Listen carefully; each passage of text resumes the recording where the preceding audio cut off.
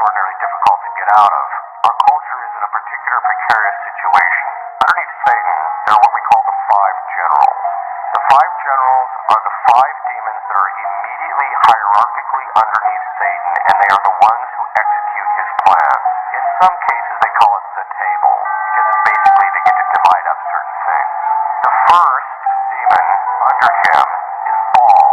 Satan actually is the demon of impurity, but Baal is a demon of impurity. His principal function is to get cultures to succumb to impurity, primarily through fornication. Once the fornication sets in, from that arises the idea that sex should be recreational and that you can use it for any way you get pleasure. That's fine. So Baal lays the groundwork.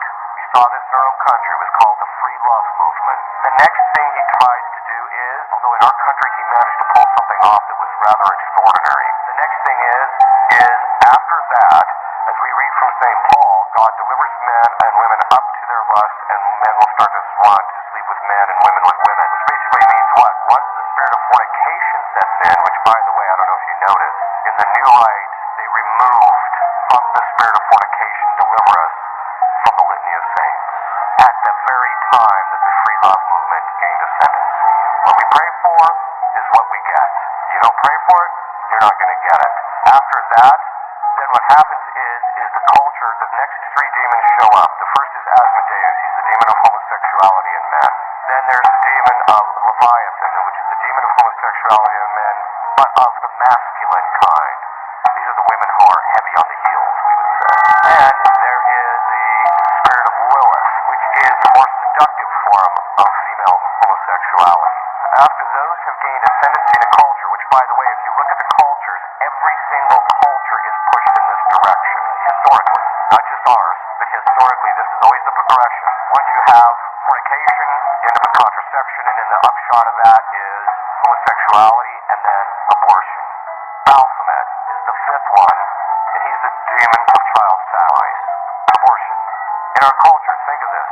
They shot down the fornication laws, and so they delivered us into the hands of Paul. Then they had Roe versus Wade and delivered us into the hands of Baphomet. And then they allowed gay marriage, and so now our country politically is in the hold of the top five demons in hell other than Satan. They delivered us into their... Anybody hear what the Vatican is preparing guidelines for? I mean, it is really sketchy, people. The Vatican is preparing guidelines for apparitions and other supernatural phenomena. I literally can't make this shit up. It is preparing to release a document giving guidance on how to discern supernatural phenomena. As you can see, the Holy See Press Office announced the upcoming document will be published May 17th, saying that this doctrine of faith is in the process of finalizing a new text, with clear guidelines and norms for the discernment of apparitions and other phenomena, saying that an apparition refers to an instance in which a divine entity, such as a saint, the Virgin Mary, or Christ himself, makes itself known to a person on earth. What the fuck? And the Catholic Church is supposedly urging extreme prudence before ascribing phenomena to a supernatural force, warning that being too quick to attribute divine origin to explainable occurrences can damage the faith and warp belief. Last month, the Vatican also released a document providing guidance on the place of human dignity in the modern age. And the document also denounced gender theory, gender transitions, and surrogate pregnancies as violating basic moral precepts. Once again, you cannot make this shit up. Does this not sound like Project Bluebeam to anybody else? And I know, oh my god, I sound like a crazy person, right? A conspiracy theorist, right?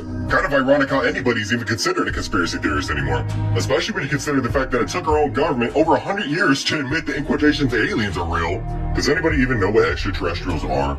Or how many different species of them actually exist in the first place? People really need to get in touch with reality, man, because god, I don't know, man. Something about this just does not feel right. And I'm really curious as to what everybody thinks about this. I mean, is this not sketchy to anybody? Am I losing my mind here? Because let me explain something to y'all, because this is the consensus, at least on TikTok. God isn't real. Jesus isn't real. None of this is real. Well, if it wasn't real, why would one of the most established churches and religious organizations start preparing guidelines for apparitions and other supernatural phenomena? Can you explain that? If it's not real, why are they creating these guidelines for how to deal with the not real? I mean, look, apparitions are appearances or communication with divine beings such as saints, angels, or Christ himself. It's right there. If you want to read the article, you know what to do, right? Or if you don't, click the link in my profile, go to the articles tab, and read it for yourself. And by the way, you don't have to buy anything, subscribe, register, or do anything. It's literally a couple of clicks. So don't come here saying, where's the fucking article? I just fucking told you. I don't think the Pope is the highest individual there at the Vatican. What makes you think that? A lot of individuals have studied this very extensively, and I'm somewhat one of them that believes that even presidents and the Pope are all just puppets. I think that things are changing in a way that they haven't really been before. We haven't had all this technology and all these things, and eventually information's gonna get out enough, that 1% we talked about, to shift that collective. What does that do? What happens is, imagine humanity is like a singular organism. It's in terms of consciousness, and we have what's called a collective consciousness.